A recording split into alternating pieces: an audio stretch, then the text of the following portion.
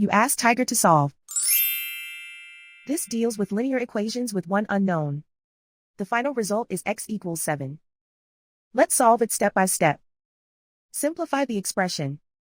Group like terms. Simplify the arithmetic.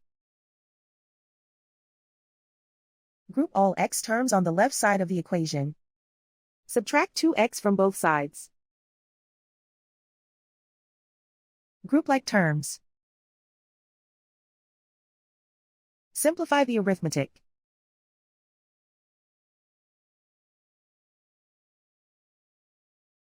Group all constants on the right side of the equation. Subtract 7 from both sides. Simplify the arithmetic.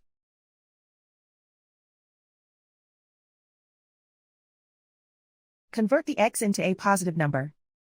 Multiply both sides by -1.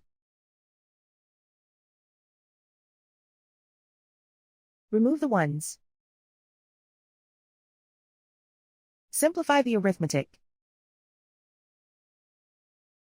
And so the final result is x equals 7.